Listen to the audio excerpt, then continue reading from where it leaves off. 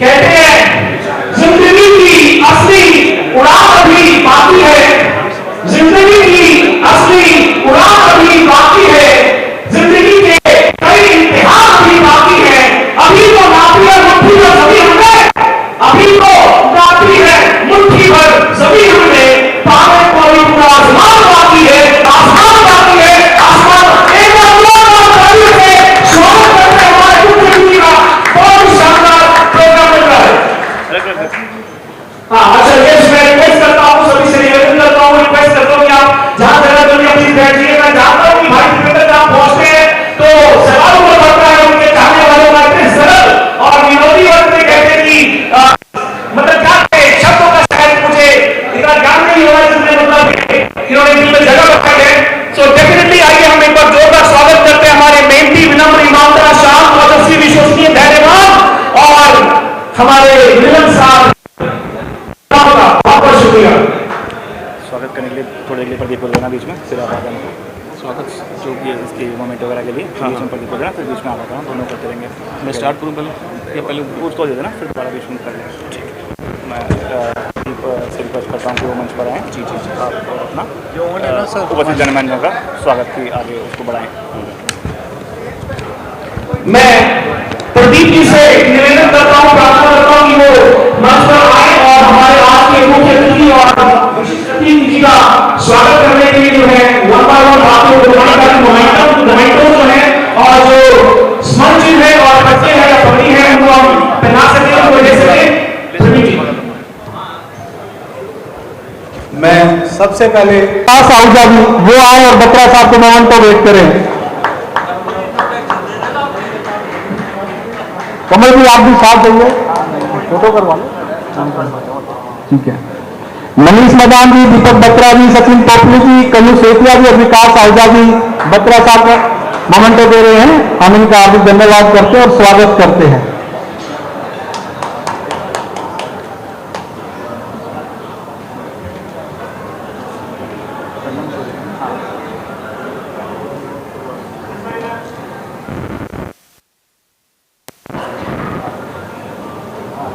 अभी इसी क्रम में आज के हमारे मुख्य अतिथि और हमारे हरियाणा का भविष्य और हमारे युवा साथी और हमारे बड़े भाई दीपेंद्र हुड्डा जी का स्वागत करने के लिए एक बार जोरदार तालियां बजाएंगे दीपेंद्र हुड्डा जी के लिए।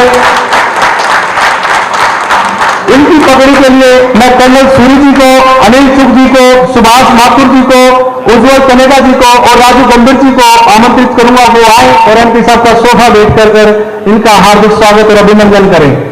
कर्नल सूरी जी, अनिल चुग जी, सुभाष माथुर जी, उज्जवल कनेगा जी, राजू गंभीर जी।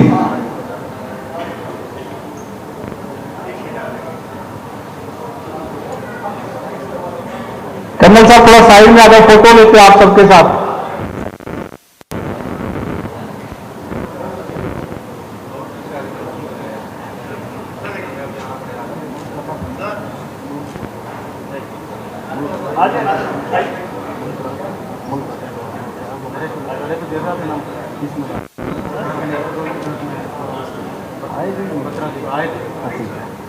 अभी एमपी साहब के फिर से इनका हार्दिक स्वागत करते हैं। बागेश्वर में हम पंजाबी समाज और देने के लिए मैं आमंत्रित करूंगा प्रिंस वाधवा जी, रुपेश कपूर जी, अरुण पाहूजा जी, प्रभात दुआ जी और हेमंत सलूजा जी को वो आए और मोमेंटो देकर माननीय दीपेंद्र सिंह हुड्डा का स्वागत और अभिनंदन करें। जी आप भी साथ देंगे।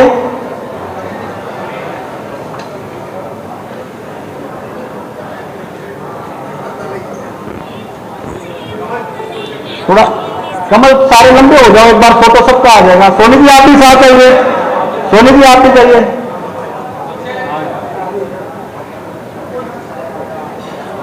टेबल हटवा के पूरे ग्रुप का फोटो आ जाएगा, सभी अतिथिगण आ जाए। संजय वीरमानी जी भी हमारे बीच में पहुंचे हैं, वो भी एक बार स्टेज पे आ जाए स्वागत करने के लिए एमपी साहब का। वीरमानी साहब आ जाइए एक बार, संजय जी एक बार एक टेबल हटाकर सभी एक साथ खड़े जाओ। कमल जी टेबल हटा सभी किसी को बीच में लेकर फोटो करा दीजिए।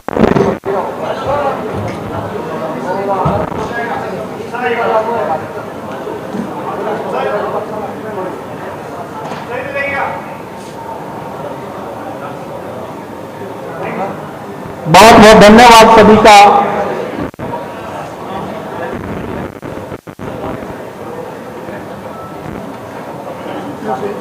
अभी सभी से गुजारिश करेंगे कार्यक्रम को आगे बढ़ाने के लिए, क्योंकि समय की बड़ी कमी है। एमपी साहब की बड़ा दूर से चल के आया और अभी भी आगे भी इनके कई प्रोग्राम हैं, तो थोड़ा अगर व्यवस्था बनाते हुए आप सब अपना स्थान ग्रहण करें ताकि कार्यक्रम को आगे बढ़ाएं। जो साथी खड़े हैं वो बैठ जाइए, इधर सोफे खाली है उन पे भी जगह है। रवि कपिल जी भी हमारे बीच में आए, उनका भी स्वागत है चेयरमैन साहब। तो आज के इस प्रोग्राम के संयोजक मैं कमल रोड़ा जी से निवेदन करूंगा वो आए और अपने आए अतिथियों का स्वागत करें और अभिनंदन करें अपने शब्दों द्वारा। आप सभी उपस्थित गणमान्य जनों का पंजाबी समाज जन मिलन समारोह में पहुंचने पर मैं हार्दिक वंदन और अभिनंदन करता हूं।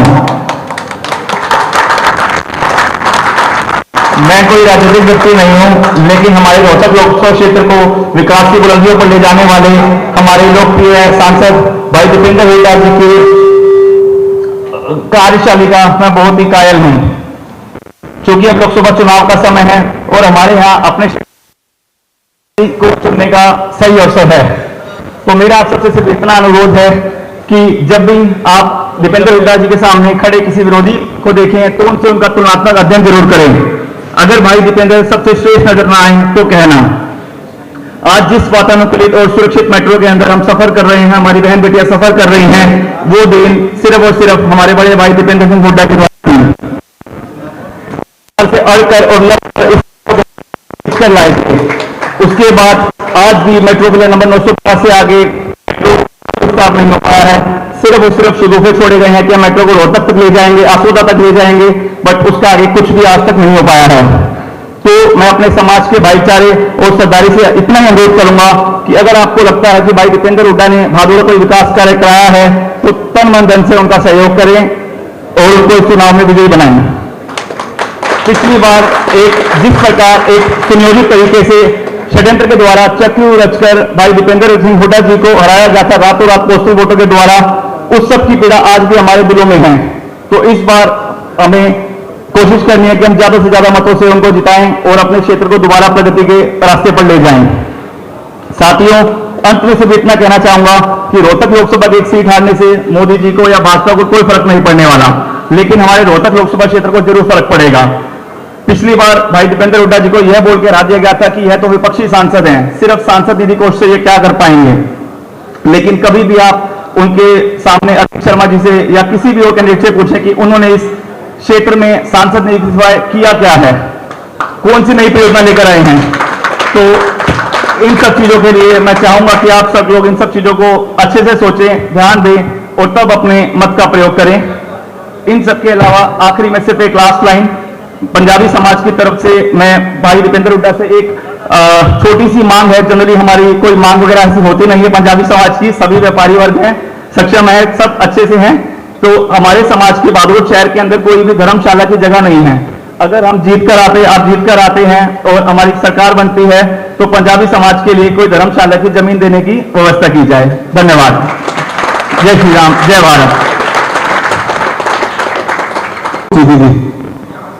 मतलब हुड्डा साहब के टाइम पे जो काम 3 साल में हुआ और जो मेट्रो हमारी 2016 में आने की वो 2017 के बाद हमारे बीच में आई है। तो इसलिए हमें इस बार भी बड़ा ध्यान करके वोट करना है ताकि हमारे विकास के कार्य ना रुके। तो इसी क्रम में मैं अपने युवा मेयर साथी निखिल मदान जी को आमंत्रित करूंगा, वो आए और पंजाबी समाज को संबोधित करें। निखिल मदान जी। आज मंच पर उपस्थित राज्यसभा सांसद मेरे बड़े भाई युवा दिलों की धड़कन चौधरी दीपेंद्र सिंह हुड्डा, भागलगढ़ से विधायक श्री राजेंद्र जून जी, आज के इस प्रोग्राम के आयोजक मेरे भाई कमल अरोड़ा जी, आज यहाँ बड़े बुजुर्ग, सबसे पहले मैं आज हार्दिक अभिनंदन करता हूं, स्वागत करता हूं और कमल भाई का धन्यवाद करता हूं कि मेरे को आपके बीच में आने का। मैं आपको बताना चाहता हूं कि जो हमारी जो बिरादरी है पार्टीशन के टाइम से जब से यहां पर आके बसे हैं, उस समय से लेके बहुत मेहनत करी है, और आज जो वो मेहनत करी है उसके बदौलत एक समाज में अपनी जगह बनाई। और मैं आप सबके सामने एक बात साझा करना चाहता हूं। 2019 में पहली बार मेरे बड़े भाई देवेंद्र जी को मिला था, और उस समय में मेरे को बात बोली कि निखिल तब से मेहनत कर, तेरे को आगे, तेरा जो आगे पॉलिटिकल फ्यूचर है उसकी परवाह मेरे ऊपर छोड़ दे। 2020 के अंदर सोनीपत में मेयर का चुनाव आया। अकेले शख्सियत दीपेंद्र सिंह जी ऐसे हैं जिन्होंने मेरे ऊपर विश्वास किया, और मेरे को आज जो मेयर चुना गया, जो टिकट दी, वो अकेले दीपेंद्र सिंह जी ने दी। और उसके बाद जब एमपी साहब ने मेरा चुनाव अपना समझ के लड़ा, 16 दिन सोनीपत रहे, इतने कार्यक्रम करे और इतने अच्छे तरीके से चुनाव लड़ा, क्योंकि मेरा पहला चुनाव था। तो मेरे लिए जो एक्सपीरियंस, एक मार्गदर्शन था, सबसे बड़ा एमपी साहब का था। तो मैं एमपी साहब का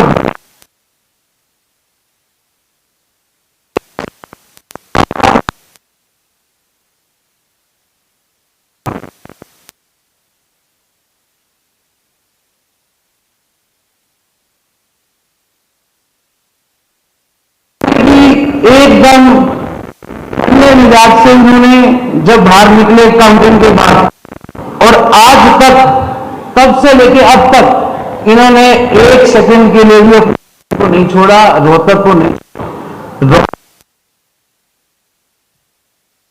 अगर मेट्रो आई दीपेंद्र सिंह हुड्डा जी की वजह से हुए। मैं आप सबसे गुजारिश करता हूं, विनती करता हूं, इस सरकार को हम सबने खूब अच्छे से देख लिया। इस सरकार ने व्यापारियों से, नौजवान साथियों से, हर वर्ग को सिर्फ लेने का काम किया, और इस जितने किसी भी समाज की बात करें, युवाओं की बात करें, गरीब मजदूर की बात करें, हर वर्ग को परेशान करके छोड़ा। तो आज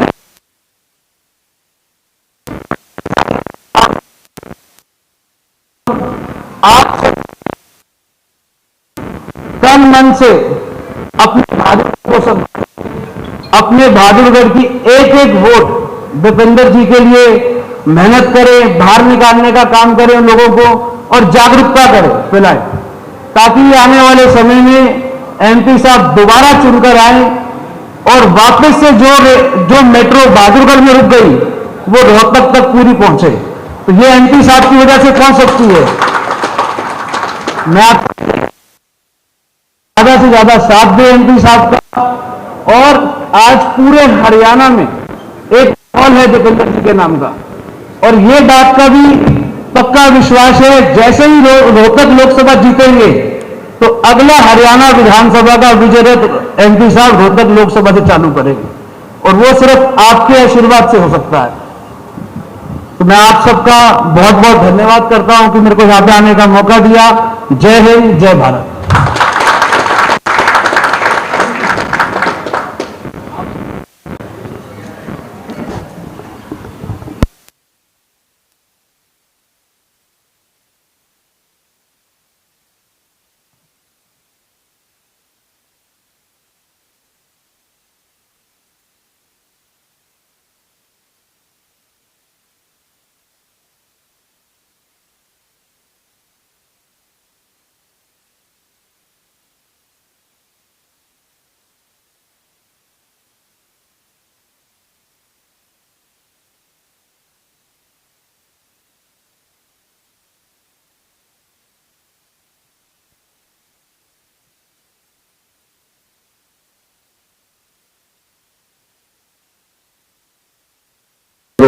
टाइम दिया, इनका ही मैं बहुत बहुत धन्यवाद करता हूं।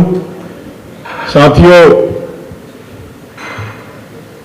आप सब जानते हैं कि मैंने और देवेंद्र जी ने 2005-2006 में पहली बार इलेक्शन लड़े थे, और उससे पहले मेरे फादर थे, वो आपके बीच में रहते थे, आप लोगों के बीच में 39 साल उन्होंने सेवा करी थी। उनके रिटायर होने के बाद मुझे पार्टी ने मौका दिया था। जिस टाइम 2005 में आप लोगों ने मुझे विधानसभा भेजा, उससे पहले भादर के अंदर चौटाला की सरकार थी, गदर था। कोई भी बाजार में, मंडी में, अनाज मंडी में कोई भी ऐसी दुकान नहीं थी जिससे वसूली नहीं करते थे, फैक्ट्री से वसूली करते थे। एक पूरा गदर पूरे हरियाणा के अंदर गुंडागर्दी थी। चौधरी भूपेंद्र सिंह हुड्डा रोहतक के बने, सबसे पहले काम उन्होंने ये किया था कि बदमाशों का इलाज बांधा था। उन्होंने 36 एनकाउंटर हुए थे पूरे हरियाणा के अंदर, यूपी के, राजस्थान के, पता नहीं कहां आगे बदमाश जो है हरियाणा के अंदर जो है ना फुर्तियां लेते थे, मर्डर करते थे। उनका सबसे पहला यही था कि मैं पहले बदमाशों को यहां से खत्म करूंगा ताकि लॉ एंड ऑर्डर जो है ना ठीक रहे। और 10 साल तक हमारा हरियाणा के अंदर लॉ एंड ऑर्डर बहुत अच्छा बीता और हर वर्ग खुश था हुड्डा साहब से। और हमारा हरियाणा जो है 18वें नंबर पर था, जो हुड्डा साहब उसको 1 नंबर पर ले आए थे। और इस सरकार में 10 साल में 9.5-10 साल हो गए हैं, वही टाइम आ गया जो चौटाला का टाइम था। वही बदमाशियां हैं, वही गुंडागर्दियां हैं, सरेआम हमारे दुकानदारों को जना गोलियां मारी जा रही हैं, दुकानें लूटी जा रही हैं। तो कोई भी लॉ एंड ऑर्डर ठीक नहीं है। तो मैं समझता हूं टाइम अच्छा आया हुआ है, लोकसभा के इलेक्शन है। हमारे दीपेंद्र सिंह हुड्डा जी जो है ना 3 बार लोकसभा के सांसद बने, एक अभी राज्यसभा के हैं। इनको पार्टी ने मौका दिया है 5वीं बार लोकसभा का इलेक्शन और बहुत ही अच्छा चल रहा है। मैं समझता हूं कि हम तो 19 के अंदर भी ये जीते हुए थे, बस सब ये कह रहे जीतता हुआ उसको ज्यादा गंभीरता से नहीं लिया और बहुत ही कम मार्जिन से इनको हराया गया था। जीते हुए थे, ये हराया गया था। तो मैं तो आपसे इतनी विनती करूंगा कि भाई जो 10 साल का राज आपने देखा था, और दीपेंद्र जी हुड्डा तो ऐसे हैं, इनको कोई पकड़ के कहीं ले जाओ, कोई भी काम कहीं करवा लो, कहीं फोन करवा लो, डीसी को, एसपी को, कहीं भी किसी को ना नहीं करते। पूरे हरियाणा में कोई भी जो इनको बुला लो किसी प्रोग्राम के लिए, ये कोई बना नहीं करते। ऐसा एमपी हमारे को ना आया है और ना आगे कभी आएगा, ये मैं बता देता हूं। तो इसलिए हमें कड़ी मेहनत करके पूरा जोरा जोर लगा के इस बार दीपेंद्र सिंह को, हुड्डा जी को बहादुर से कम 20,000 वोटों से जना जिता के आप भेजेंगे तो मैं सोचता हूं बहुत अच्छा ये रहेगा। और ओवरऑल आज मैं आपको सामने बताना चाहता हूं कि ओवरऑल जिस टाइम रिजल्ट निकलेंगे उस टाइम कम से कम 2 लाख वोटों से जना विजयी होंगे और ये 5वीं बार जो हमें लोकसभा के मिल जाएंगे। तो थोड़े 1 महीने करीब रह गया।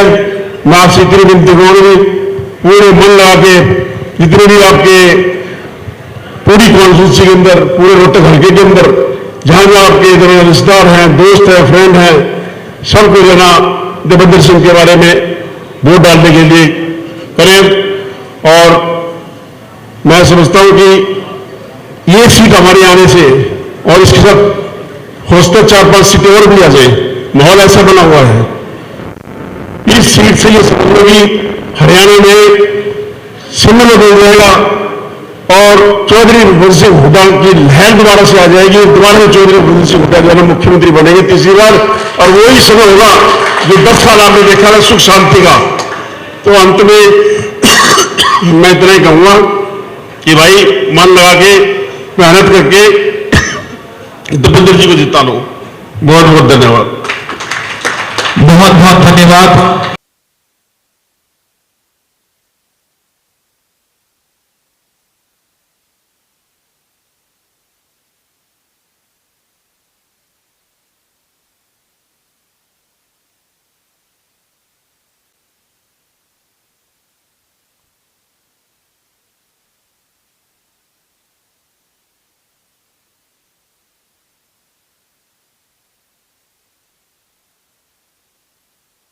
कम होंगे। मेरे पिताजी का देहांत हुआ था 2009 के आसपास की बात है। 2009 में उस समय घर पर आए और पूरा ढांढस बढ़ाया, पूरा जो है मतलब सिंपैथी दिया और मुझे एक सहारा दे कि बेटा कभी चिंता मत कर, तू हम तेरे साथ हमेशा। कोई भी काम पड़ा मुझे रोहतक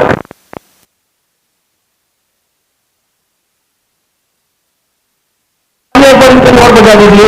ये ऐसी पर्सनैलिटी है, ठीक है। कहते ना कि का दर्द महसूस होना, खुद का दर्द महसूस जीवित होने का प्रमाण है।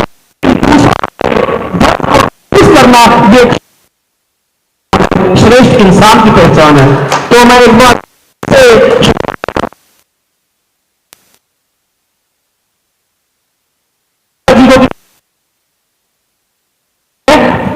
अपनी बात को दिल से जो है जनता तक पहुंच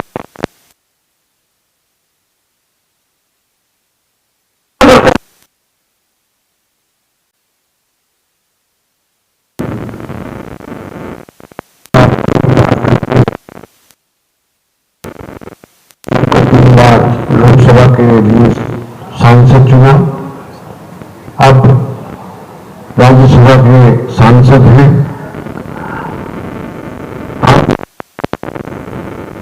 भारत वर्ष की राजनीति के अंदर बहुत बड़ा है, उनका स्थान सिर्फ नहीं है।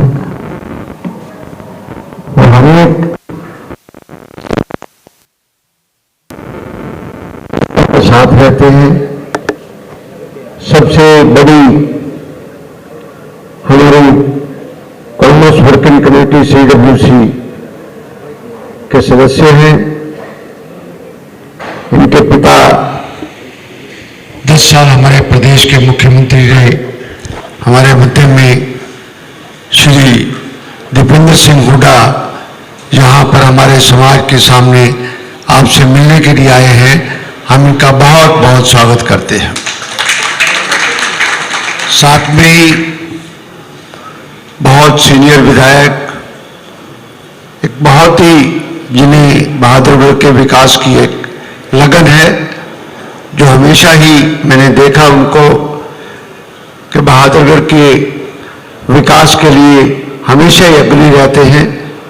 और विधानसभा में वो सीनियर विधायक हैं, उनके पिताजी भी यहाँ से विधायक रहे। हमारे यहाँ से विधायक हैं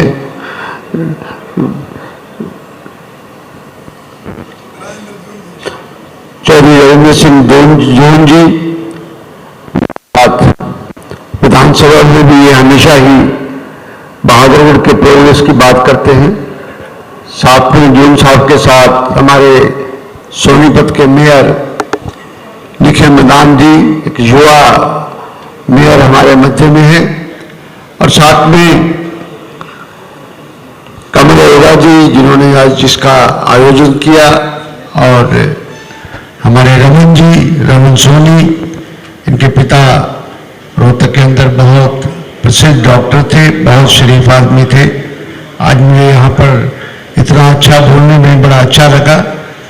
और बाकी मेरे सभी साथी, सभी जितने भी बुजुर्ग मेरे नौजवान साथी, मैं आप सबको बहुत बहुत नमस्कार करता हूँ।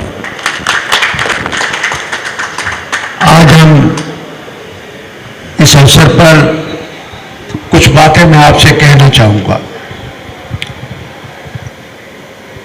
पंजाबी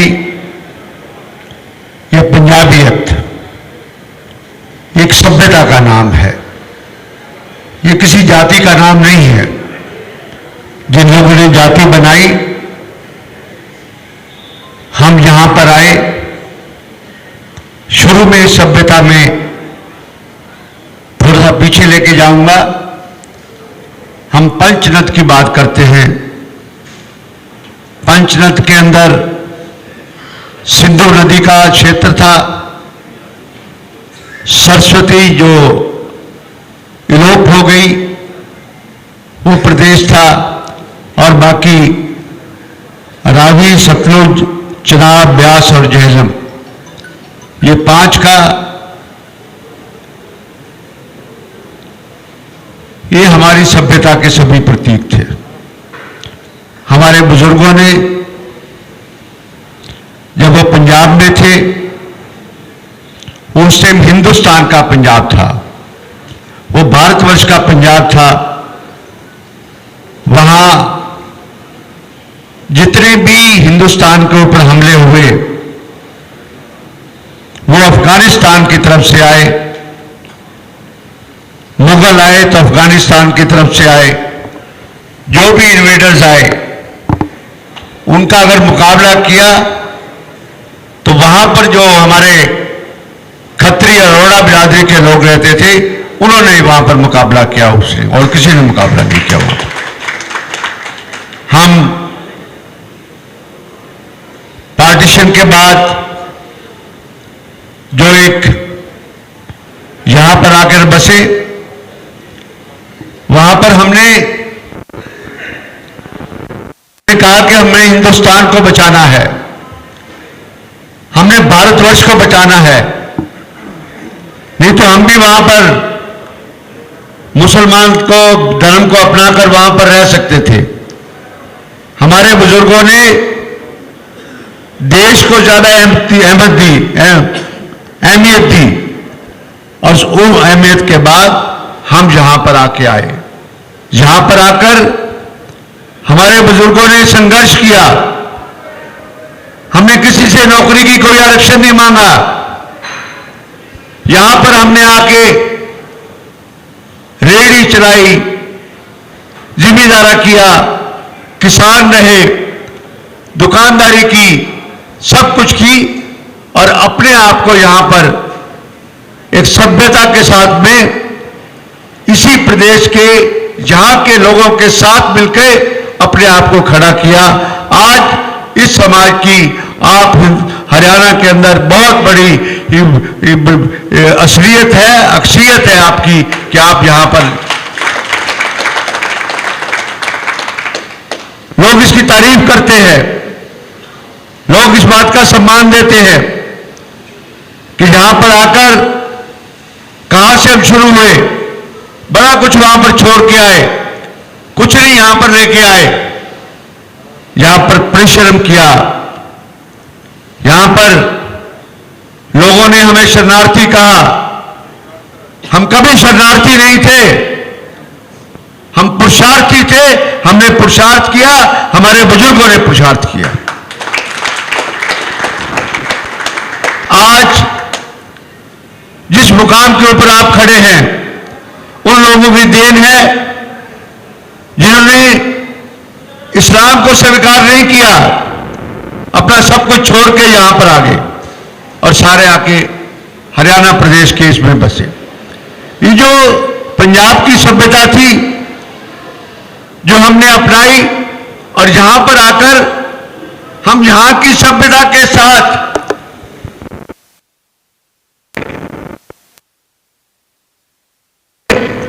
हमने अडॉप्ट की, हमारी सभ्यता को भी साथ। बहुत सारे उदाहरण हैं। आज के दिन में किसी बात का कोई फर्क नहीं रह गया है। आज हमारा भाईचारा है, पर कुछ लोग उस भाईचारे को, उस पुरानी बातों को करके एक बांटना चाहते हैं, समाज को अलग बांटना चाहते हैं, समाज के अलग नारे देते हैं। इस बात के लिए पिछले दिनों इस सरकार ने एक प्रोग्राम शुरू किया, विभाजन विविक्षा। बहुत दुख हुआ सुन के, इतना मन के अंदर आई कि जो पार्टीशन के बाद 10 लाख लोग मारे गए, हमारी बहनें, हमारी बेटियां, कत्लेआम हुआ, सब कुछ भूल चुके। हमने यहां पर आके हम उद्योगपति भी बने, हम बड़े बड़े हमने कारखाने भी खोले, हमने यहां पर खेती भी की, हम बहुत बड़े जिम्मेदार भी रहे, सब कुछ है। मैं इस सरकार से पूछना चाहता हूं उस बात के लिए कि उस गड़े मुर्दे को, जिस मंजर को हम भूल चुके हैं, उस मंजर को दोबारा तुम किस बात के लिए याद दिलवाते हो? उस बात के लिए ये बड़ी सोचने की बात है। उस मंजर को जो हमारे बुजुर्गों ने झेला, हमारे बुजुर्ग वहां पर पैदल आए, गाड़ियों पे आए, गाड़ियां की गाड़ियां काटी गई वहां पर, जब चढ़े वहां से जो कुछ है। आज ये सरकार उसी बात के लिए विभाजन विवक्षा का नाम देती है। किस बात के लिए विभाजन विवक्षा का नाम देती है? आज हम इस सभ्यता के अंदर, इस हरियाणा के अंदर हम रह चुके हैं। हम जब हरियाणा हमारा है और हम सभी तो हरियाणा में पैदा हुए, उस दोबारा उस बात को ले जाना कि पार्टीशन के बाद आए थे, विभाजन विवक्षा थी, गड़े मुर्दों को उखाड़ने की जरूरत नहीं है। और ये जिस व्यक्ति ने ये किया, मैं नाम नहीं लेना चाहता, कि जो उस बात के लिए करना चाहते हैं। आज ये सरकार हमारे को जातिवाद पे बांटना चाहती है। ये बात इस 10 साल रही, मैं उसका प्रत्यक्ष उदाहरण हूं आपके सामने कि मैं चौधरी भूपेंद्र सिंह हुड्डा ने मेरे को हरियाणा पब्लिक सर्विस कमीशन का चेयरमैन बनाया। तो कुछ भी बनने के लिए नहीं कहा था।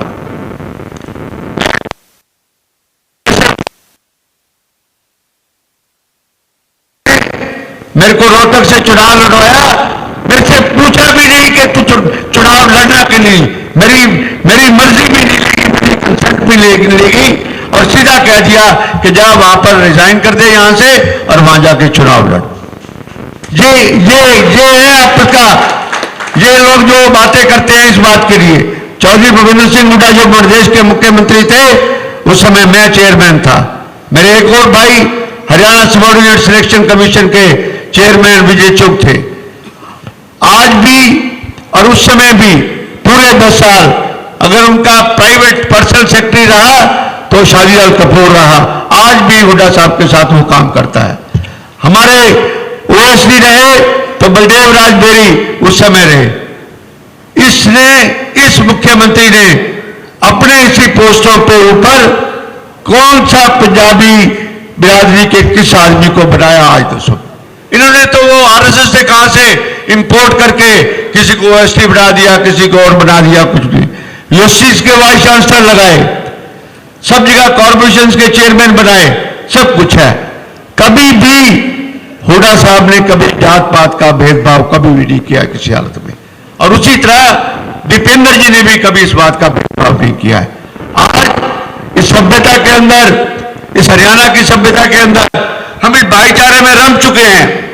इस भाईचारे को कई बार तोड़ने की बात लोग करते हैं, कोई अलग उस बात के ठेकेदार बनते हैं, पंजाबी नॉन पंजाबी की बात करते हैं।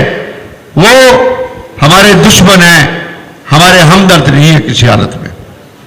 इस बात को भी आपको चिंतन करने की आवश्यकता है। इस समय इतना कुछ किया आपने। पिछले जब 3 टर्म श्री दीपेंद्र सिंह हुड्डा यहां के सांसद रहे, बहादुरगढ़, आज बहादुरगढ़ का नाम हिंदुस्तान के नक्शे के ऊपर है। बहादुर तक मेट्रो आई, चौधरी भूपेंद्र सिंह हुड्डा ने उस बात का प्रॉमिस किया, और साथ में अब मेट्रो भी आएगी, रोहतक भी आएगी, तो वो मेट्रो भी दीपेंद्र सिंह हुड्डा लेके आएंगे और कोई नहीं लेके आएंगे। इस सांसद ने वादा किया था, इसने शुरू में कहा था चापलक लाऊंगा, फिर उसके बाद 1 इंच मेट्रो भी लेनी।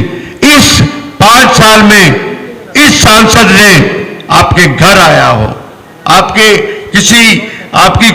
खुशी में आया हो, आपकी गमी में आया हो, तो आप अपने सीने पे हाथ रख के कह दो कभी आया हो। कितने लोग जानते हैं उन सांसद को, और इस सांसद को तो हाथ पकड़ के जहां मर्जी ले जाओ, जहां मर्जी, कभी मना नहीं करते। और मैंने देखा कि मैं रोहतक से भी ज्यादा बहादुरगढ़ से दीपेंद्र सिंह हुड्डा का लगाव है। आज हम जिस बात के लिए है, सरकार आपकी अब बनेगी, बहादुर के लोगों की सरकार बनेगी। सत्ता परिवर्तन के बाद इस समय दीपेंद्र सिंह हुड्डा को जिताना बहुत जरूरी है। ये जो हम संघर्ष कर रहे हैं, बात अभी ठीक कह रहे थे ये मेरे साथी यहां पर कि एक सीट से फर्क ज्ञान नहीं पड़ता है, कुछ है, पर हरियाणा का परिदृश्य अब कुछ और है। अब आप देखना कि 10 सीटें, 10 की 10 सीटें हरियाणा में कांग्रेस की आएंगी, आप देख लेना। आज के दिन में इस इलेक्शन का बहुत बड़ा महत्व है। अगर आप लोग रोहतक से दीपेंद्र सिंह हुड्डा को बनाएंगे, अगला राज आपका होगा, आपकी सरकार होगी, आप सरकार में हिस्सेदार होंगे, नहीं तो कोई नहीं पूछेगा। इस 5 साल की 10 साल की सरकार के अंदर मुख्यमंत्री ने क्या आपने अपनी सरकार समझी? क्या आपका कभी उन्हें ख्याल आया किसी बात के लिए? नए नए कानून बना दिए, लोगों को तंग करने के लिए कानून बना दिए। मैं एक एग्जांपल देता हूं इस बात, ये प्रॉपर्टी आईडी बना दी, लोगों के हाथ में ये पोर्टल खोल दिए, जाओ कागजों में दफ्तर में घूमो, इस दफ्तर में जाओ, उसमें हर एक चीज, बिना पोर्टल की कोई बात नहीं है, कुछ है। हम लोग भी, किसान भी है साथ में, और भी सारा कुछ है हाथ में। पहले पोर्टल पे जाओ, पोर्टल काम नहीं करेगा, वो नहीं करेगा। तो सरकार लोगों की सहूलियत के लिए होती है, लोगों को तंग करने के लिए नहीं। सरकार जो लोगों तक किसी को कोई दिक्कत ना आए, कोई परेशानी किसी बात की ना हो। प्रॉपर्टी आईडी के बारे में इसलिए कहूंगा कि भ्रष्टाचार का इतना बड़ा कॉर्पोरेशन और ये जो आपकी म्युनिसिपल कमेटीज बन चुकी हैं, बिना पैसे के किसी की प्रॉपर्टी की आईडी बनी हो तो बता दो। उस प्रॉपर्टी आईडी का आज के दिन में सरकार का सिर्फ काम होता है टैक्स लेना। मैंने विधानसभा में भी ये बात उठाई, आप लोगों ने जरूर इस बात को देखा भी होगा, इस बात के लिए कि मेरी मलकियत है, मेरे भाइयों के साथ मलकियत है। 4 भाई मेरे बाहर चले गए, मेरे पिता थे, मेरे पुश्तैनी मकान था, अगर उसके बाद मेरे पास कागज नहीं है, आपकी प्रॉपर्टी आईडी नहीं बनेगी। भाई मेरी मलकियत के बारे में म्युनिसिपल कमेटी या सरकार कौन होती है? किस कमेटी के अंदर जाओ, प्रॉपर्टी आईडी ले, एनडीसी लेके आओ। किस बात की एनडीसी लेके आए? भाई आपका फर्ज है कि आपको टैक्स देना, टैक्स हम देने को तैयार है। जब टैक्स देने को तैयार है तो आप हमेशा जाके पहले तो एनडीसी प्रॉपर्टी आईडी बनाने के लिए किसी से 50,000 रुपये ठग लेते हैं, किसी से लाख रुपए ठग लेते हैं, किसी से 20,000 रुपये ठग लेते हैं। हर एक ने प्रॉपर्टी भेजनी होती है, भाइयों का पार्टीशन है तो सबसे एफिडेविट लेके आओ, भाइयों का वो लेके आओ। वो भाइयों का झगड़ा आपस में नहीं है, पर तुम झगड़ा कराते हो, झगड़ा तुम करवाते हो, भाइयों का झगड़ा नहीं है रजिस्ट्री में। फिर उसके बाद तहसीलदार साहब बैठे हैं, वो पूरी खाल उतार रहे हैं आदमी की। ये कहते हैं कि हमने पोर्टल पे सीधा आके एक्सेप्ट करा कुछ है। किसी की रजिस्ट्री में इतनी भी कमी होगी बिना पैसे के आज तक इस सरकार के अंदर कभी रजिस्ट्री नहीं हुई। इस बात ये आपके सामने इस बात के लिए इस सरकार ने दिया क्या है? क्या आपकी सीरीज व्यवस्था की? जून साहब बैठे हैं यहां पर, कैसी है बालों में सीरीज व्यवस्था? ये सरकार पानी पीने का नहीं दे सकती। सारे हरियाणा के अंदर स्वच्छ पानी नहीं मिलता, साफ पानी नहीं मिलता। संवैधानिक हक है हमारा, हमारे को पीने का पानी मिलना चाहिए। प्रदूषण सब कुछ कर रखा है, बिल्डिंग बनाते हैं, घर का मकान बनाते हैं, उसके लिए भी पैसे दे आओ, कोई पूछने नहीं आएगा। ना पैसे दिए उसी टाइम नोटिस दे के हाथ में पकड़ा के आ जाएंगे, वो इंस्पेक्टर पैसे लेने के लिए आ जाएगा। ये सब चीजें हम हटा देंगे। इस बात के लिए आपको आश्वासन देते हैं कि डिस्ट्रिक्ट एडमिनिस्ट्रेशन के मामले में किसी नागरिक को किसी प्रकार की कोई भी दिक्कत किसी हालत में नहीं आएगी। आज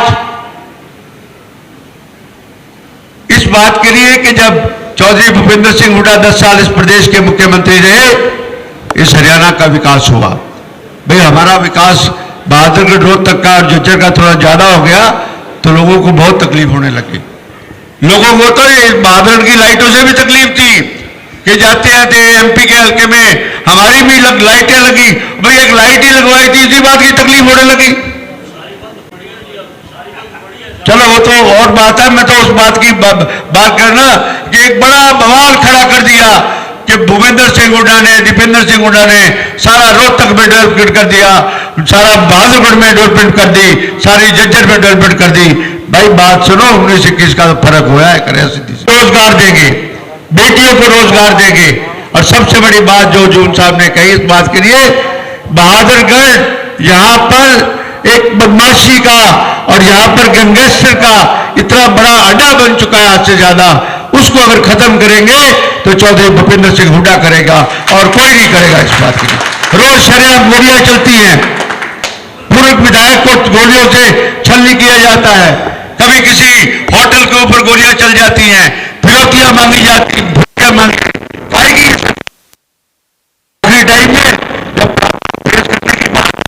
अब लोगों ने जब जवाब दिया था और खट्टर साहब कुर्सी छोड़ के भाग गए। पता लगता ना लोगों के सामने इस बात का सामना करता है, इस बात के लिए क्या आपने किया क्या है 5 साल के अंदर, 10 साल के अंदर किया है, यही पोर्टल ही बनाया है और तो कोई प्रोग्रेस। बहादुरगढ़ एक बहुत बड़ी इंडस्ट्रियल स्टेट बनी है, भूपेंद्र सिंह हुड्डा ने सबसे पहली इंडस्ट्रियल स्टेट बनाई तो बहादुरगढ़ बनाई। आज बहादुरगढ़ की इंडस्ट्री में बहुत बड़ा नाम है।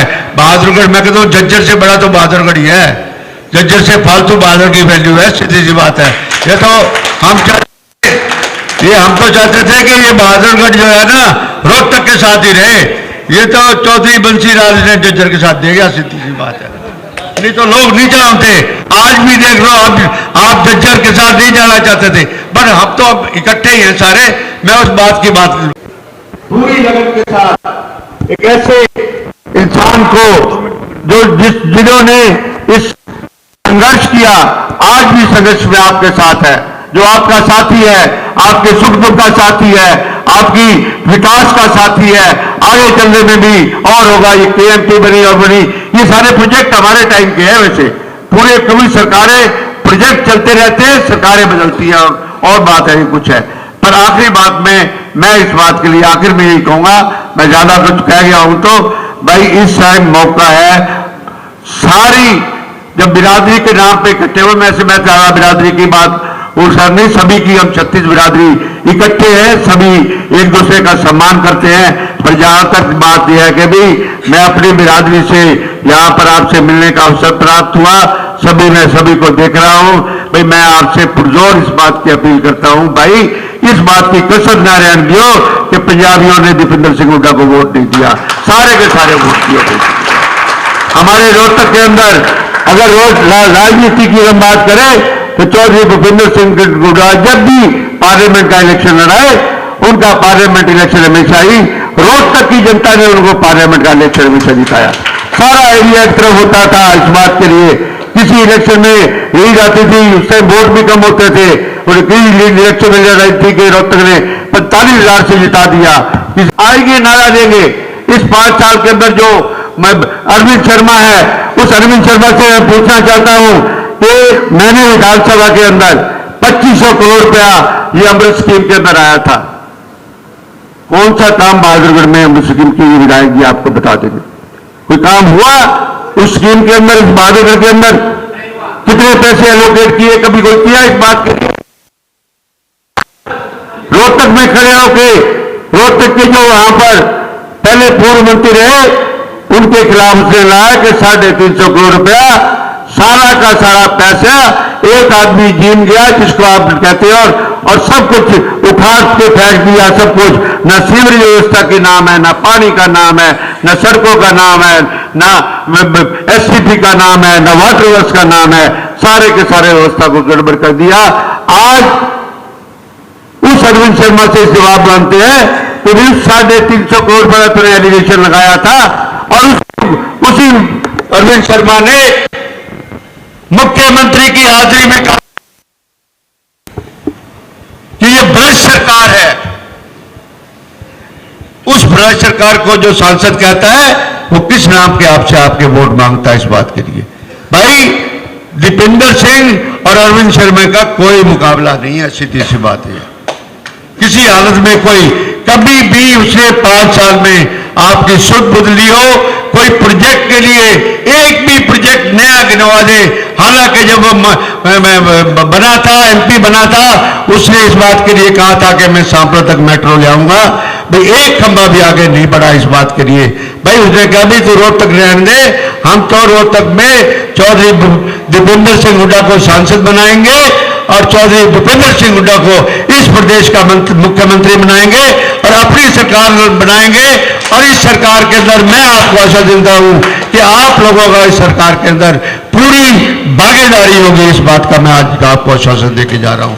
इन्हीं शब्दों के साथ भाई कुछ और कह गया हो, कुछ ज्यादा कह गया हो, किसी को कोई आप बात अच्छी ना लगी हो तो उसके लिए क्षमा चाहता हूं। दोबारा आपसे अपील करता हूं, भाई आगे चुनाव आना है असेंबली का भी। भाई जून साहब बहुत बढ़िया आदमी हैं, बहुत कर्मठ आदमी हैं, सब कुछ विकास की बात करते हैं। भाई अगली असेंबली चुनाव में भी जून साहब का साथ दियो और पार्लियामेंट के चुनाव के अंदर दीपेंद्र सिंह हुड्डा का साथ दियो। यही मैं आपसे प्रार्थना करके ले आया हूं। भाई अपनी भाई की इज्जत रखियो, बाकी सब ठीक है। धन्यवाद। जय बहुत बहुत शुक्रिया दीपेंद्र सिंह हुड्डा जी की, वो आप सबके सामने आए अपनी बात को रखे। श्री दीपेंद्र, बहुत बढ़िया, धन्यवाद सोनी जी। हमारे बीच में हमारे बहुत ही वरिष्ठ राजनीतिकों में से जिनकी गिनती रहती है, जब 75 पार का नारा बीजेपी ने दिया था हरियाणा के अंदर,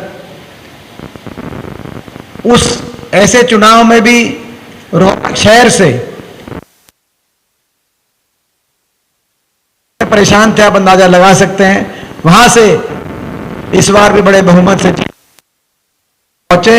ये तो 5 साल पुरानी बता रहा हूं, 5 साल और लोग कितने दुखी हो गए तो कितने और बहुमत से जीतेंगे, अंदाजा लगा सकते हैं। हमारे परिवार के हमारे बड़े भारत भूषण आपके विधायक जो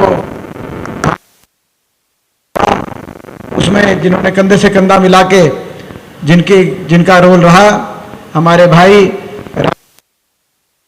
और हमारे सोनीपत से एक ऐसे मेयर, ये भी क्योंकि सरकार के समय आप समझ सकते हो जब कमेटी का इलेक्शन होता है सरकार में, तो उस समय झुकाव हो जाता है कि भाई सरकार में, और सोनीपत शहर वो शहर,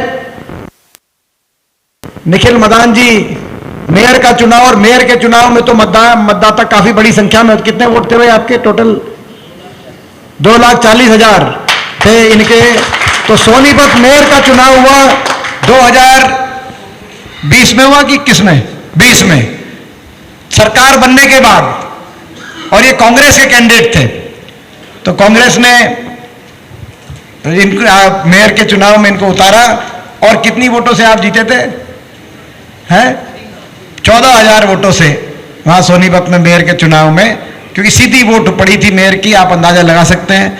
वो हम सिंबल पे चुनाव लड़ा था, वो हमारी थोड़ी सी रह गई। इस बार सोनीपत बहादुरगढ़ में हमने सिंबल पे नहीं लड़ा, अगली बार बहादुरगढ़ में भी सिंबल पे लड़ना पड़ेगा जो सीधा चुनाव है। मगर निखिल जी, हमारे भाई निखिल मदान, कमल जी ने मेरे को कहा कि जी आप मेरा भी मत नाम, किसी का भी मत नाम लेना,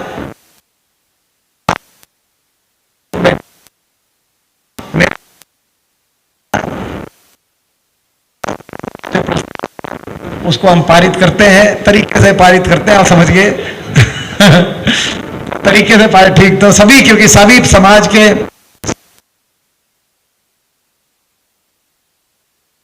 शक्ति, आज सबसे पहले मैं आप सबका बहुत बहुत धन्यवाद करता हूं कि जो भी सभी आयोजन किया, सभी लोग आप जो यहाँ पे उपस्थित हैं और जिन्होंने इसके लिए प्रयास किया है, सभी लोग बधाई के पात्र हैं। मैं अपनी ओर से आप सबका बहुत बहुत धन्यवाद करता हूँ। पहुंचे चुनाव का समय, लोकसभा चुनाव, मुझसे पहले बहुत सी बातें कह चुके हैं, तो मैं थोड़े में सारी बात कहने की कोशिश करूंगा, जो आसान नहीं होता काम, लेकिन प्रयास करें, क्योंकि बहुत देर से आप लोग बैठे हैं। सबसे पहले हम बहादुरगढ़ की बात करें, हरियाणा की बात करें, देश की बात करें। इस चुनाव में जो लोकसभा चुनाव है, जो इसका पड़ेगा, उसका जाएगा कैसे हमारा पूरा लोकसभा, वो सारी बातों का तय का फैसला आपको करना है।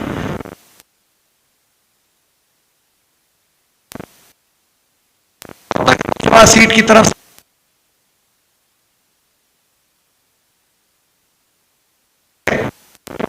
नतीजा ना सिर्फ एक आपको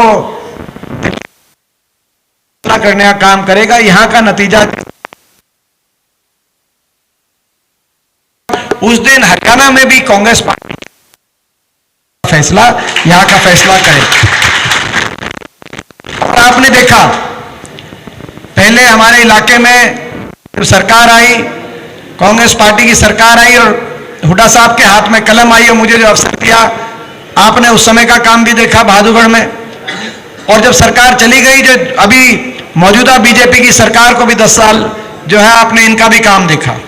आप याद करें 2004 से पहले ये रोहतक, ये बहादुरगढ़, इसकी क्या परिस्थिति थी। दिल्ली के एक तरफ हम बैठे हैं, दिल्ली जितना गुड़गांव और नोएडा में कितना विकास, मगर हमारे क्षेत्र में, मैं राजनीति से ऊपर उठ के बात कह रहा हूं, हमारे क्षेत्र की जो राजनीति पार्टियों की सरकार रही, लेकिन विकास के मामले में दिल्ली की नजदीकी का एहसास इस क्षेत्र को नहीं हुआ, नजदीकी का फायदा नहीं हुआ। नोएडा आगे जा रहा था, गुड़गांव आगे जा रहा था, कहीं फरीदाबाद आगे जा रहा था, लेकिन बहादुरगढ़ में, रोहतक में वो बात दिल्ली के नजदीकी की नहीं थी। फिर सरकार बदली और पहली बार इस इलाके में राज आया और इस इलाके के एक बेटे के, हुड्डा साहब के हाथ में कलम आई और प्रयास हुआ कि भाई रोहतक का नक्शा बदले, बहादुरगढ़ का नक्शा बदले और ये क्षेत्र भी, इधर सोनीपत का बदले, इधर झज्जर का बदले, ये क्षेत्र भी दिल्ली की नजदीकी का फायदा मिले, ताकि हरियाणा पूरे हरियाणा में विकास आगे बढ़े। आपको याद होगा 2004 से पहले ये रोहतक रोड और जो दिल्ली रोड है, ये सिंगल रोड थी, ना कोई बाईपास था, सीधा जाती थी, ना कोई बाईपास था, ना कानून व्यवस्था थी, ना विकास के बाकी काम थे। धीरे धीरे हमने 10 साल के अंदर सबसे पहले ये 4 लेन जो रोहतक तक, आगे डबवाली तक, और 4 लेन के साथ हर शहर का बाईपास, हमारे क्षेत्र में किसी शहर का बाईपास नहीं था। मैंने आते ही जब पहली बार मुझे अवसर मिला तो मैंने ये प्रण लिया कि अपने हर कस्बे का बाईपास बने, और मुझे इस बात की खुशी है 10 साल की हमारी सरकार रही तो चाहे बादली का बाईपास हो, चाहे झज्जर का बाईपास हो, चाहे बहादुरगढ़ का इस तरफ का बाईपास उस समय बना, चाहे सांपला का बाईपास बना, चाहे महम का बाईपास बना, चाहे कलानौर का बाईपास बना और चाहे रोहतक का बाईपास बना। 19 बाईपास अपने क्षेत्र के हर शहर के चारों तरफ बाईपास बने।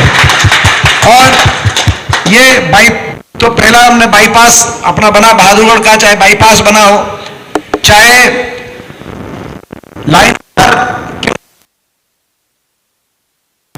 ये भी मुझे संतुष्टि है कि उस समय हमने पूरे रोहतक लोकसभा क्षेत्र में 17 रेलवे ओवरब्रिज ब्रिज, जिसमें आसोता वाला ब्रिज भी तभी बना, लाइट पार का ब्रिज भी तभी बना, सांपला का ब्रिज भी तभी बना। अपने क्षेत्र में दुर्भाग्य से पिछले 10 साल में ना किसी और शहर कस्बे का बाईपास बना, ना कोई एक नया, की गति को रोकना इतना आसान नहीं है। एक तो बना सकते थे, एक तो बाईपास बना सकते। उदाहरण दे रहा हूं मैं, बराई का बाईपास मैंने मंजूर कराया हुआ था, सरकार चली गई। आपको पता है बराई का बाईपास मंजूर था, और केवल बराई का ही नहीं, इधर सुबाना का बाईपास झज्जर में, छुचकवास का बाईपास झज्जर में, छारा का एक तरफ का मैंने बनवा दिया था, दूसरी तरफ का बाईपास पूरा रिंग रोड बनना था, और मातन का बाईपास और बहादुरगढ़ का दूसरी तरफ का बाईपास, लाइन पार की तरफ का दूसरी तरफ का बाईपास, ये मंजूर शुदा थे। बाकियों के तो पैसे भी रिलीज हो गए थे। बहादुरगढ़ का दूसरी तरफ का बाईपास का नक्शा बना था, लेकिन सरकार चली गई। 10 साल में हमारे समय 19 बाईपास बने इस क्षेत्र में, मैं नहीं कहता 19 बने, लेकिन एक तो बन सकता था। मेरे दिल में इस बात की टीस है, एक तो कोई पुल बन सकता था।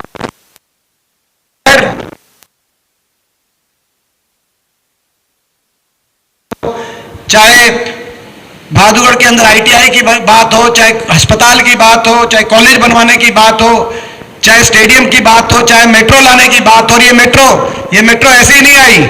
मुंडका से आगे, चाहे उस समय कांग्रेस की सरकार थी, शीला दीक्षित जी थी, लेकिन मुंडका से आगे मेट्रो के लिए दिल्ली की सरकार ने कहा कि यहाँ हमारी आबादी के नॉर्म्स पूरे नहीं है, हम आगे के लिए और ज्यादा फंडिंग नहीं दे सकते। हुड्डा साहब ने कहा लेकिन ये मेट्रो इस दिशा में हरियाणा की तरफ बढ़नी चाहिए, दिल्ली के अंदर का पैसा भी हम देंगे। तो मुंडका के स्टेशन से लेकर दिल्ली पहले बॉर्डर तक, टिकरी तक, और टिकरी से आगे तक पूरा का पूरा पैसा हरियाणा सरकार ने, हुड्डा साहब ने एक कलम से कहा, और तब ये मेट्रो मंजूर हुई। तब कमलनाथ जी को हम लेके आए, ये मेट्रो यहां तक आई, क्योंकि ये इलाका आगे बढ़े। दुख की बात यह है, मैं आज एक बात कहना चाहता हूं, मैं सवाल पूछना है। हमारे समय 81 किलोमीटर हरियाणा के अंदर मेट्रो आई, 81 किलोमीटर। 4 शहर मेट्रो से जुड़े, गुड़गांव, फरीदाबाद, बल्लभगढ़ और बहादुरगढ़। 2010 में फैसला हुआ भारत सरकार का कि दिल्ली से बाहर मेट्रो जा सकती है, दिल्ली टेरिटोरियल बॉर्डर दिल्ली, और 4 साल में 4 शहरों को 81 किलोमीटर मेट्रो बना के जोड़ने का हमारे समय हुआ। दुख की बात यह है कि पिछले 10 साल में, मैं नहीं कहता 81 किलोमीटर, मैं नहीं कहता 8 किलोमीटर, मगर 8 खंबे तो कहीं मेट्रो के आगे बढ़ा सकते थे, लेकिन एक भी खंबा मेट्रो का किसी दिशा में आगे नहीं बढ़ा। तो ये मैं समझता हूं विकास की पटरी में हरियाणा चढ़ा था। ऐसे ही बहादुरगढ़ की हम बात कर रहे थे पहले, तो बहादुरगढ़ में चाहे मेट्रो हो, चाहे बाईपास हो, चाहे फुटवेयर पार्क हो, चाहे बहादुरगढ़ में ITI कॉलेज, अस्पताल हो, लाइन पार की सारी चाहे व्यवस्था हो, चाहे लाइन पार का पुल हो, और लाइन पार के पुल के साथ जब पुल की आई तो साथ में आई कि जी अंडरपास भी बनवाओ, तो अंडरपास भी मैंने मंजूर करवाया था। और जब मंजूर कराया तो इतने में 2014 के अंदर सरकार में परिवर्तन आया, वो जो सारा उसका जो पैसा मंजूर कराया हुआ था अंडरपास का, वो भी अच्छे से इस सरकार में अच्छी देखरेख से नहीं लग पाया, और वो अंडरपास कैसा बना है मुझे आपको बताने की जरूरत नहीं है। खैर, बात वहीं की वहीं बात रह गई, लेकिन मुझे पूरा विश्वास है आपके आशीर्वाद से मौका मिलेगा, जो आधे अधूरे काम थे ये पूरे होंगे, विकास का पहिया फिर घूमेगा, और लाइन पार के परली तरफ पहला आते ही काम करेंगे, पहला आते ही काम करेंगे कि लाइन पार, जैसे इस तरफ का बाईपास बना, जो उस तरफ का बाईपास था, यूं की यूं पूरा बाईपास बने, ताकि एक रिंग रोड, दिल्ली की रिंग रोड की तरह बहादुरगढ़ में भी एक रिंग रोड का निर्माण हो। जैसे इधर इंडस्ट्री आई, दूसरी तरफ भी। आपको याद होगा, आप जब सरकार थी तो रोहतक लोकसभा क्षेत्र के अंदर 30 से ज्यादा बड़ी इंडस्ट्री आई। बहादुरगढ़ में योकोहामा आई, तो पैनासोनिक झज्जर में आई, रोहतक में मारुति आई, रोहतक के अंदर एशियन पेंट आया, तो आसिम आई। बड़ी इंडस्ट्री 30 से ज्यादा बड़े इंडस्ट्रियल हाउस की इन्वेस्टमेंट हुई, 2 थर्मल कारखाने लगे। दुख की बात यह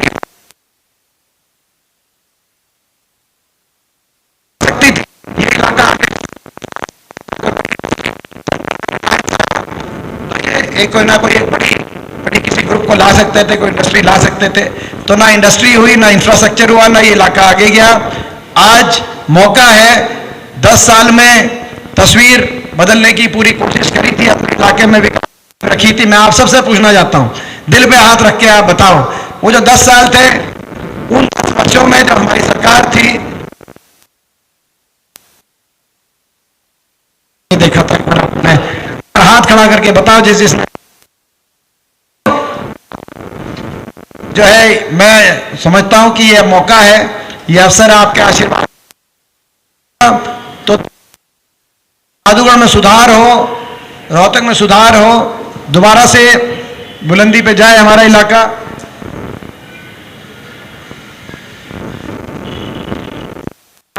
बुलंदी पे जाए हमारा इलाका, नक्शा दोबारा बदले, विकास, देश के विकास के मानचित्र पे अपना इलाका है। और मैं आपको विश्वास दिलाता हूं, जो आपका सपना आपने देखा है, जो हमने सपना देखा है, जिसकी तरफ कदम बढ़ाए थे, अगर अपनी सरकार है तो अपने इलाके को, भाई बहादुरगढ़ और रोहतक, गुड़गांव और नोएडा से पीछे नहीं रहेंगे, ये मैं विश्वास दिलाता हूं। ये हमारा संकल्प, दिल्ली की नजदीकी का फायदा हमारे क्षेत्र को मिले, हमारा क्षेत्र विकास के मामले में। और ये कह रहे हैं ये सही बात है कि हम सरकार में और कोई पे जो है भाजपा की तरफ से या दूसरी पार्टी की तरफ से तीखा टिप्पणी नहीं हुई। 10 साल की सरकार में एक बात जरूर कहते थे कि भाई अपने इलाके में ज्यादा कर दिया, अपने इलाके में ज्यादा कर रहे हैं। पूरे हरियाणा के अंदर विकास कार्य हुए थे, पूरा हरियाणा आगे गया था। लेकिन सही कह रहे हैं बत्ता साहब कि भाई अपने क्षेत्र में भी अगर कहीं विकास में कमी हो उसकी पूर्ति भी अपना ही करता है। अब प्रधानमंत्री जी गुजरात से हैं, तो भाई जब बुलेट ट्रेन का फैसला हुआ जापान ने भारत सरकार से इतने करोड़ों रुपए की जो है लागत से, तो वो बुलेट ट्रेन देश की राजधानी नहीं आई, वो बुलेट ट्रेन दबा दी गई। तो थोड़ा तो देखो जहां से जो कोई आता है फर्क तो होता है। तो ये बात तो मैं समझता हूं सभी पे लागू है अपने क्षेत्र के लिए, ताकि हमारा क्षेत्र भी आगे बढ़े, पूरा प्रदेश भी आगे बढ़े। तो ये मैं समझता हूं कि अपने क्षेत्र को आगे लेके जाने की यहां पर का प्रयास है। हरियाणा को विकास की तरफ दोबारा लेके जाने की प्रयास है। 10 साल की ये सरकार एक ऐसी सरकार साबित हुई जो हरियाणा देश में 2014 से पहले विकास में नंबर 1 पे था। आज वो हरियाणा विकास में तो पिछड़ गया, देश में नंबर 1 बन गया वो हरियाणा। तो हमारा प्रदेश आज बेरोजगारी में देश में नंबर 1, महंगाई में देश में नंबर 1, कानून व्यवस्था की असफलता में, अपराध दर में आज देश में नंबर 1 पे हरियाणा का नाम, नशे में देश में नंबर 1 का नाम। ऐसी व्यवस्था बन गई। 2004 से पहले गैंगस्टर और बदमाश और बड़े बड़े गुंडे फिरौतियां मांगते थे। 2004 से पहले कानून व्यवस्था की स्थिति चौपट थी, वो फिरौतियां मांगते थे जेलों से। आज ऐसी बना दी व्यवस्था हरियाणा की कि अंडर एज शूटर और वो गैंग दोबारा से पनप गए और वो फिरौतियां मांग रहे हैं जेलों से भी और विदेशों से भी। अब विदेशों से टेलीफोन आ रहे हैं, हफ्ता वसूली करी जा रही है दुकानदारों से, विदेशों से टेलीफोन आ रहे हैं, हर रोज दनादन कहीं ना कहीं फायरिंग हो रही है, कहीं कॉलिंग आ रहे हैं। और मैं इन बदमाशों से भी कहना चाहता हूं, जब हमारी सरकार आई थी तो बदमाशों का सफाया हुआ था। अभी कुछ महीने आपके पास 2-4 महीने हैं, या तो अपनी बदमाशी छोड़ के मेन स्ट्रीम पे आ जाओ या हरियाणा छोड़ के अपनी जगह तलाशो, नहीं तो आने वाले समय में आपका जो है हरियाणा के अंदर कोई स्थान आपके लिए बचेगा नहीं। तो ये हरियाणा को दोबारा से विकास की पटरी पे लाने का चुनाव है, क्योंकि ये चुनाव अपने लोकसभा क्षेत्र का चुनाव के 3 महीने बाद हरियाणा का चुनाव है।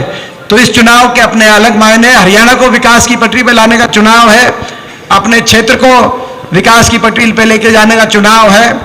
और यहां से कौन आपके सही मायने में सही प्रतिनिधित्व कर सके उसका फैसला आपको करना। मैं देख रहा था जो हमारे उम्मीदवार हैं, भाजपा भारतीय जनता पार्टी के उम्मीदवार 5 साल सांसद रहे, उन्होंने एक गांव में जाके कहा कि मैं इस बात के लिए माफी मांगता हूं, मैं 5 साल नहीं आ पाया, कहीं मैं कोई काम नहीं कर पाया, लेकिन अगले 5 साल में करूंगा।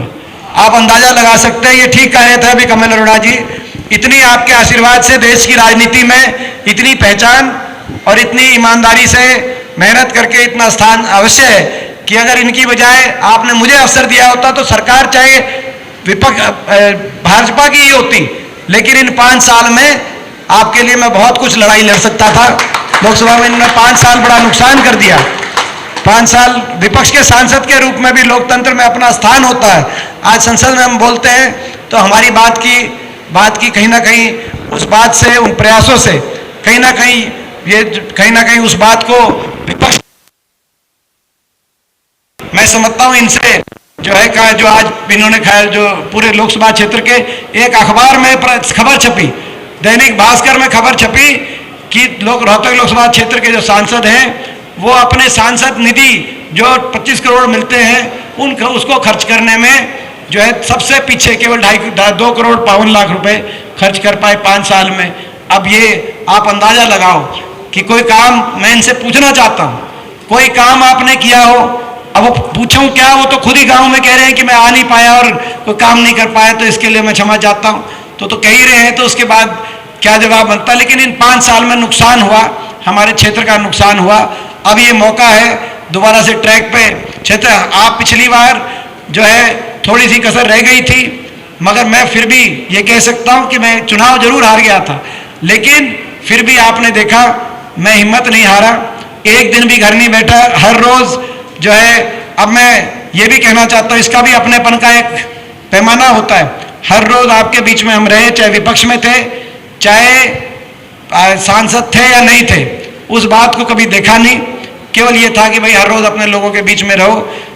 ये जो मौजूदा सरकार थी 10 साल, खट्टर साहब मुख्यमंत्री रहे, लेकिन उनको समय नहीं मिल पाया, 1-2 बार ही बहादुरगढ़ आए। ऐसे ही एक बार जो है झज्जर गए, एक बार बेरी गए, एक बार अलग अलग कॉन्स्टिट्यूएंसीज में, कलोई कॉन्स्टिट्यूएंसी में आए नहीं, तो हमारे 9 कॉन्स्टिट्यूएंसीज में ज्यादातर आए नहीं। ये अपने इलाके की मैं बात कह रहा हूं। और जब हुड्डा साहब के हाथ में कलम थी तो मैं समझता हूं वो मुख्यमंत्री एक बार तो बहादुरगढ़ जरूर, और मैं तो भाई हर रोज ही बहादुरगढ़ में एक दिन में एक बार, तभी ये काम हो पाते हैं, तभी लग के काम हो पाते हैं, विकास कार्य तभी हो पाते हैं, तभी दिल में ये जो है दिल के अंदर इस बात का दर्द है कि दूसरी तरफ का बाईपास बन जाता, रिंग रोड बन जाती तो क्या नक्शा होता। जैसे इस तरफ फुटवेयर पार्क बनाया है, तो जब वो दूसरी तरफ बाईपास बनेगा तो उस पर कौन सा ऐसा इंडस्ट्रियल कॉरिडोर बनाओ ताकि वहां भी निवेश हो, तो तब दिल के अंदर तब टीस होती है जब अपनेपन की बात होती है दिन रात आपके बीच में। तो ये मैं समझता हूँ, आपको जो है मुझे पूरा विश्वास है। अब मैं जहां तक अपने समाज की बात है, अपने समाज को मैं नमन करता हूं। सही कहा कि अपने समाज ने अपना स्थान, इस बात का हमें गर्व है कि अपने समाज ने अपना स्थान आज देश में, देश को आगे लेके जाने में एक बहुत बड़ी भूमिका आपके समाज की, अपने समाज की रही है। और एक बहुत अपने मेहनत से, अपने पुरुषार्थ से जो एक स्थान बनाया है। और आज के दिन आपस में जिस तरीके से हमारी आपस में मेल जोल से, उस बात का अगर किसी को एहसास है सबसे ज्यादा, तो शायद मुझे एहसास है, क्योंकि मैंने जन्म रोहतक शहर में लिया, एक ऐसे शहर में जहां शायद अपने समाज की संख्या सबसे ज्यादा हो, वहीं बचपन बीता।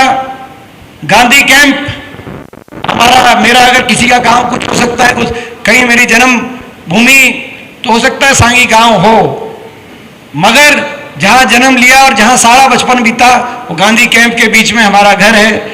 सारे बचपन के दोस्त, सारे दोस्त भी और हुड्डा साहब के दोस्त भी, मेरे भी दोस्त भी, वो सारे मैं समझता हूं।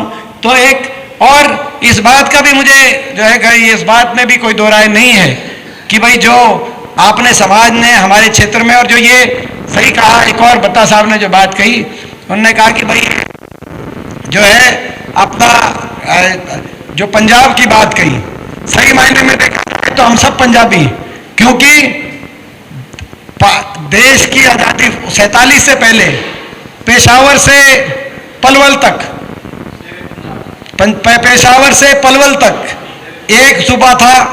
उस सूबे का नाम पेशावर के बाद खत्म हो शुरू हो जाता था और पलवल तक जाता था। दिल्ली भी आधी से ज्यादा उसी सूबे में आती थी। उस सूबे का नाम था पंजाब। और उसी पंजाब में, पंजाब के जो है कि हम सब बाशिंदे थे। कोई उस पंजाब में किसी जिले का था, कोई किसी जिले का था। उसके बाद जो है मैं समझता हूं कि भाई ये सब जो है तो हम सभी सही मायने में, लेकिन आज हमारे आपस का इतना जो मेल जोल है, भगवान इस मेल जोल को कायम रखे। हमारी जो आपस की जो प्यार है, भगवान इसको कायम रखे, हमारा इलाका आगे जाए इन सभी बातों के साथ। और मैं इस बात के लिए बधाई देना चाहता हूं इस अवसर पे कि हमारी जो है अपना अभी जो आईएएस की लिस्ट आई है, जो हमारे आईएएस की लिस्ट आई, तो अपने बहादुरगढ़ से शौर्य अरोड़ा, उनकी रैंक 14th रैंक आई। ये छोटी बात नहीं है, ये छोटी बात नहीं, इतिहास रचने का काम बहादुरगढ़ ने किया है। और बहादुरगढ़ से 4 आईएएस आए और 14th रैंक के साथ 4 आईएएस आए। एक अपना तो एक का नाम तो भी नहीं ध्यान आएगा, तो इस अवसर पर उसकी बधाई देता हूं। मैं आप सबसे पूछना चाहता हूं कि भाई इस चुनाव में मुझे उम्मीद है कि बहादुरगढ़ शहर से दिल खोल के आशीर्वाद मिलेगा। मैं ऐसी उम्मीद रख रहा हूं। मेरी उम्मीद ठीक है कि ठीक है, तो एक बार हाथ उठा के क्या बताओ, जोरदार तालियों के साथ